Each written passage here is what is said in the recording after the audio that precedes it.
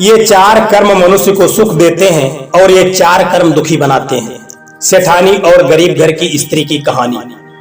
दोस्तों, कहानी बड़ी शिक्षाप्रद होने वाली है। इसी कहानी के माध्यम से हम जानेंगे कि वे कौन से चार कर्म हैं जो सुख देते हैं और कौन से चार कर्म हैं जो दुखी बनाते हैं। दोस्तों, कहानी को बड़ी ध्यान से सुनना और पूरी सुनना। दोस्तों, किसी नगर में एक सेठ रहता था। उसकी बड़ी भारी हवेली थी और उसी हवेली के बगल में एक गरीब का झोपड़ा था। वे गरीब पति पत्नी बड़े आराम से रहते थे और बड़े ही अपने जीवन से संतुष्ट थे।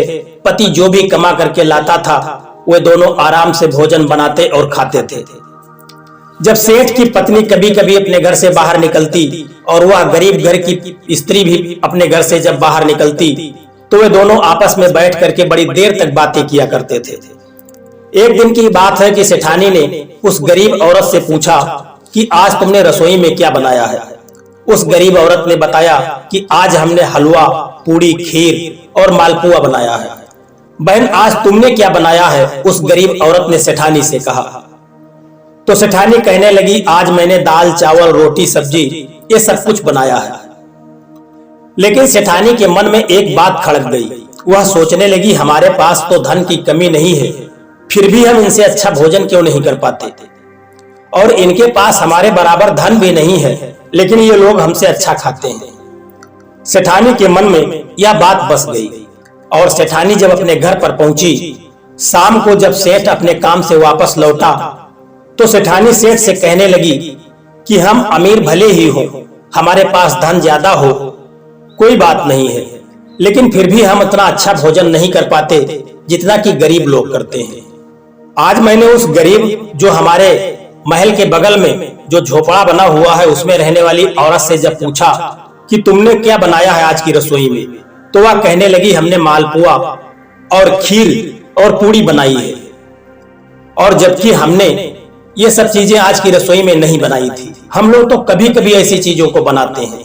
ये गरीब लोग गरीब भले ही रहते हैं लेकिन खाते हमसे अच्छा है, बड़ी माल चीज खाते हैं वो।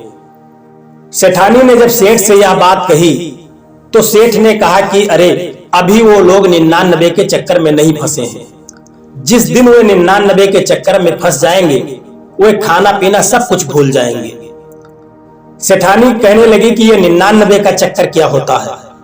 सेठ ने कहा कि तुम यह नहीं समझोगी, लेकिन मैं जैसा जैसा बोलता जाऊं तुम वैसा ही करती जाओ, फिर देखना कि 99 का चक्कर क्या होता है। और आज जो वो मालपुआ और खीर बता रहे हैं खाने के लिए, कल जब उनसे पूछोगी तो वे नहीं बताएंगे। धीरे धीरे रात बीती, सुबह हुई। सेठ ने सेठानी को बुलाया और कहा कि जाइए 99 रुपए लेकर के आओ। सेठानी 99 रुपए लेकर के आई और सेठ को दे दिया। सेठ ने कहा कि एक कपड़ा लेकर के आओ। सेठानी एक कपड़ा लेकर के आई। सेठ ने उन 99 रुपयों को एक पोटली में बांधा और सेठानी को दे दिया। सेठानी से कहा कि आज रात में जब सब सो जाएं, तब तुम छत पे चढ़ जाना और छत पे चढ़ करके उस गरीब घर के आंगन में इस पोटली को फेंक आना, फिर देखना सुबह क्या होता है। रात हुई, सेठानी छत पर चढ़ी और उस पोटली को उठाकर उस गरीब घर के आंगन में फेंक दिया। इधर सेठानी अपना काम कर चुकी थी, उधर जब सुबह हुई और वह गरीब घर की औरत जब अपने आंगन में झाड़ू लगाने के लिए निकली तो उसने देखा कि एक पोटली पड़ी हुई है। उस औरत ने उस पोटली को उठाया, वह वजन थी पोटली, और उसको लेकर के जब उसने खोला अपने हाथ से तो उसमें देखा कि कुछ सिक्के रखे हुए हैं। वह औरत उस सिक्कों को लेकर के अपनी झोपड़ी के अंदर चली गई और झोपड़ी के अंदर पहुंचकर उस सिक्के की थैली को उसने खोला और उसको गिनने लगी। गिनते गिनते उसने देखा कि उसमें 1 रुपया कम है, वह 99 रुपये है, 100 रुपये नहीं है। अब उसको बड़ी चिंता होने लगी कि किसी तरीके से ये 100 रुपये पूरे हो जाएं। उसका मन नहीं मान रहा था। उसने अपने पति को बुलाया कि आज आंगन में ये पैसे पड़े हुए मिले हैं, तुम देखो ये पैसे कितने हैं। पति आया, उसने भी देखा, गिनने लगा, लेकिन उसको भी 99 रुपये ही मिले। अब पत्नी ने पति से कहा कि किसी तरह से ये 100 रुपये पूरे हो जाएं, ये 99 रुपये हैं। तो पति बोला कि हमारे पास इतनी तो आमदनी है नहीं कि हम 1 रुपये पूरा कर लें और इनको 100 रुपया बना दें। हम ऐसा कर सकते हैं कि जो भी हम खाते पीते हैं उसमें थोड़ी सी कटौती करके और कुछ हम जब बचा लें तो इनको 100 रुपए पूरे कर देंगे।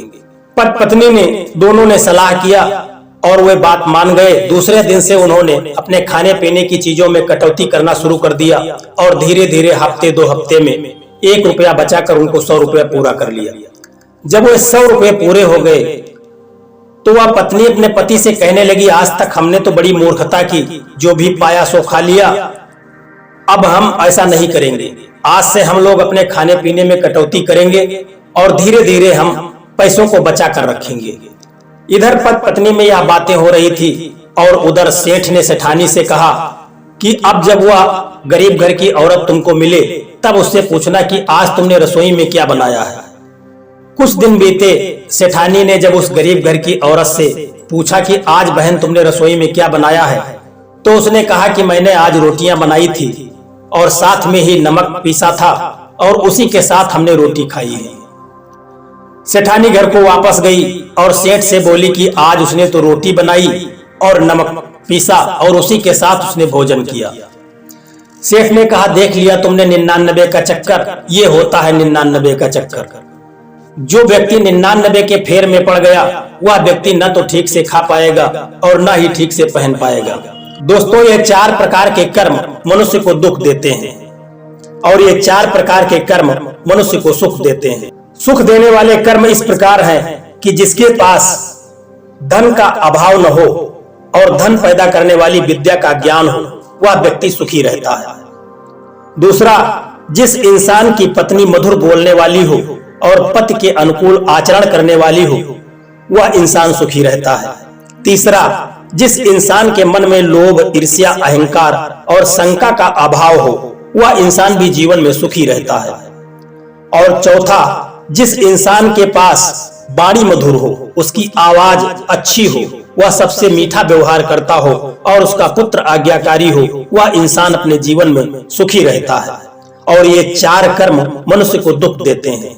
पहला, जिस इंसान के मन में लोभ, लालच, स्वार्थ, शंका भरी हो, वह इंसान कभी सुखी नहीं रहता, वह हमेशा दुख भोगता है। दूसरा, जो इंसान क्रोध से भरा होता है और बात बात पर क्रोध करता रहता है, वह भी ऐसे कदम उठा लेता है कि अपने जीवन भर उसे दुख भोगना पड़ता है, क्योंकि वह क्रोध में आकर कुछ ऐसे कृत्य कर देता है जिसके कारण उसे जीवन भर पछताना पड़ता है। तीसरा, जो इंसान आलसी और निकम्मा हो, ऐसा व्यक्ति कोई काम नहीं करना चाहता, वह हमेशा पड़े पड़े खाना चाहता है। व्यक्ति के पास धन कितना भी हो, लेकिन यदि वो कमाए ना तो एक ना एक दिन वह धन कम पड़ जाएगा और व्यक्ति को दुख भोगना पड़ेगा। चौथा, जो इंसान दूसरों की दया पर जीवित हो और स्वयं न कमाता हो, दूसरों पर ही निर्भर रहे, तो जिस दिन उस व्यक्ति की निर्भरता समाप्त हो जाएगी वह उस दिन से दुखी रहने लगेगा। इसलिए व्यक्ति को स्वयं कमा के खाना चाहिए, दूसरों की दया पर नहीं रहना चाहिए। दोस्तों, यह कहानी आपको कैसी लगी है कमेंट करके जरूर बताना और यदि वीडियो आपको अच्छा लगा है तो वीडियो को एक लाइक करके चैनल को सब्सक्राइब करने की कृपा भी कर देना। जय श्री कृष्णा, राधे राधे।